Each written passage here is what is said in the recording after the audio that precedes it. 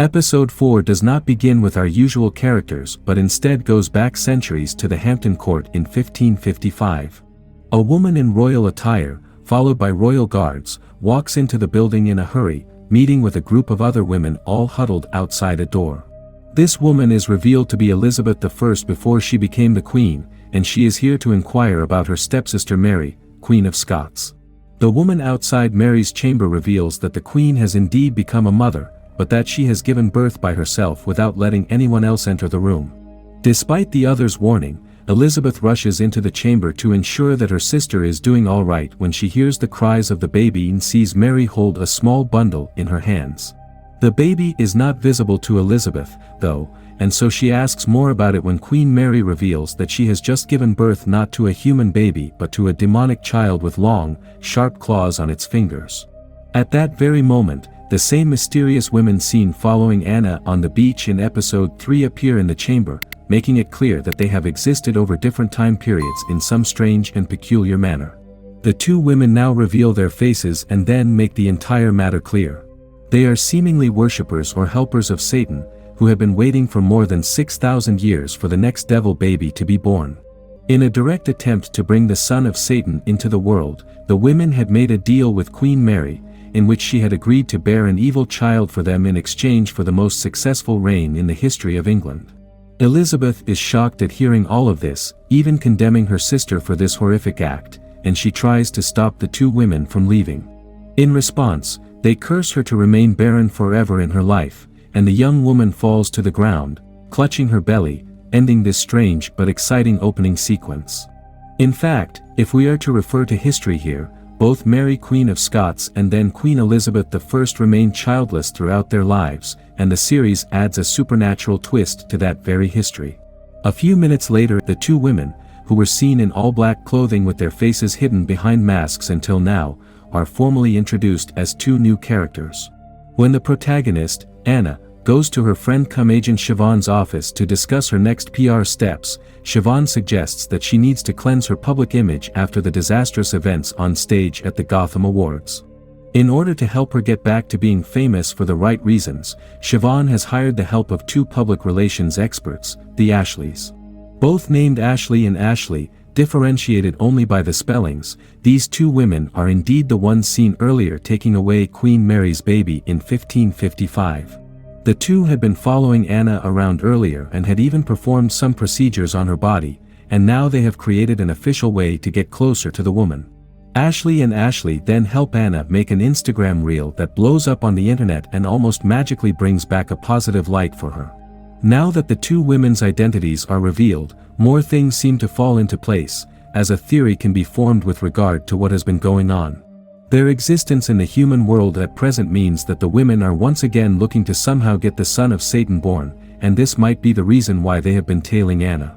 It must be that Anna had gotten pregnant with a demonic baby, and so when she had a supposed miscarriage, Ashley got hold of her and performed a procedure, making the baby inside her womb alive again.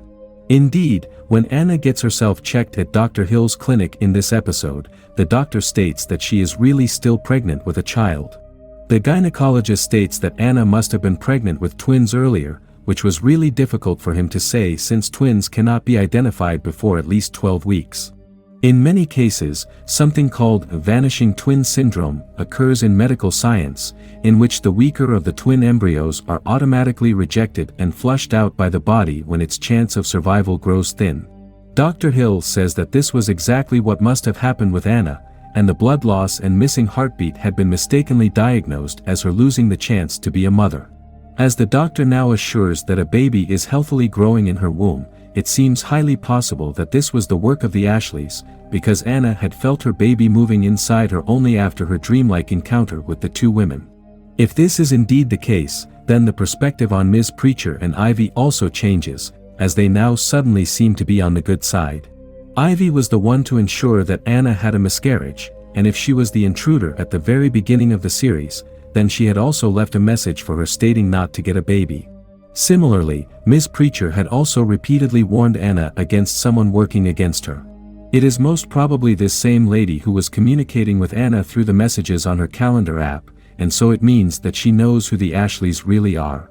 Whether Siobhan is also involved with this in any way remains to be seen, but at moments inside her office, she did seem to be in perfect sync with Ashley and Ashley. Episode 4 now also reveals that Siobhan has her secrets, too, and she has been sleeping with the director of Anna's last film, Hamish. The woman intends to keep this affair a secret from the world, especially from her close friend, and it seems like she was the one who had told Hamish the address of Talia's luxury home. There is also a different secret between Siobhan and Hamish with regards to how the director came across the plot of his recent film, and Siobhan once again stresses the need to keep it confidential only between the two of them. Dexter provides more support to Anna in this episode and is rewarded for it when Dr. Hill tells the couple that they are actually still pregnant. However, a more suspicious side to the man is revealed indirectly through another new character, Dexter's mother, Virginia. When the couple returns to their New York apartment only for one night, they are surprised by Virginia, who had already arrived at the place before their arrival. It is perhaps clear from Dexter and his mother's conversation that they are not very close to each other, since Anna's miscarriage is news to her. Virginia also comes off as incredibly insensitive, as she really makes her disapproval of Anna felt, and it is her son who has to defend his wife. It is also soon revealed that the mother-son relationship is more transactional than usual, for Virginia appears in her son's life only when she needs something from him. She reveals how she was not extremely happy when pregnant with him and suggests that she would have never had a baby if she ever had such a choice. The woman even makes her displeasure felt at her son and daughter-in-law trying to have a baby, stating it to be an unintelligent choice. Later on, when Virginia meets with Dexter at a restaurant, the real reason for her visit is revealed. The woman and her husband, Dexter's father, have been estranged and separated for many years, but she now also wants to sue him for certain actions. Virginia is entirely sure that the man used to satanically abuse her, meaning that he would have rituals and satanic procedures practiced on her without her realizing it at the time. It was only at present, when she had been consulting with a psychotherapist who also happens to be an expert in helping people recover memories of satanic ritual abuse, that she realized what had happened to her earlier. If this is to be compared with Dexter and Anna, too, then it seems possible that the husband does know more about his wife's condition than he is revealing. If his father had really tried to get satanic rituals done on his wife, then Dexter might also be the main perpetrator behind the supernatural situation with Anna. Compared to the previous episodes, the direct attention on Anna is significantly less, as other things take on more central roles. Episode 4 begins with Anna still staring at the dead raccoon, as at the end of the last episode, and she now starts to do something extremely strange. The woman gets a hold of towels and picks up the dead raccoon, carrying it to the basement of Talia's house. Although the house manager, Nicolette, tries to question her action, Anna snaps back at her and continues on her descent to the basement. During this time, she was still not informed about her pregnancy, so it seems like Anna is only expressing the suppressed feelings of motherhood by caring for a dead raccoon. Continuing with the baby imagery, she even lays down the corpse in Talia's old crib, stored away in the basement.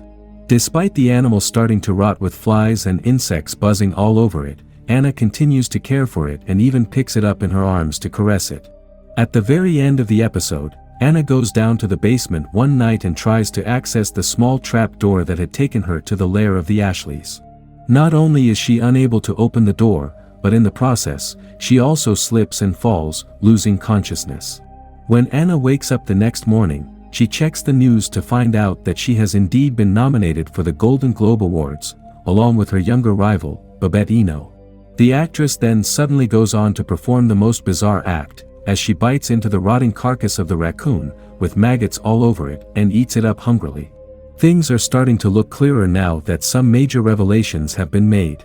But the entire situation of Anna is still not clear, although it does seem like the woman is rearing a satanic baby inside her body, which makes her chomp away at the dead raccoon in the end.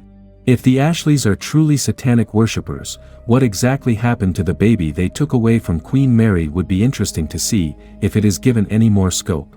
On the other hand, what secret Siobhan and the film director have been hiding also remains to be seen, and it would be really fun to watch some scenes from Anna's latest film. Thank you for joining us on this journey. And I hope you enjoyed episode 4 of American Horror Story.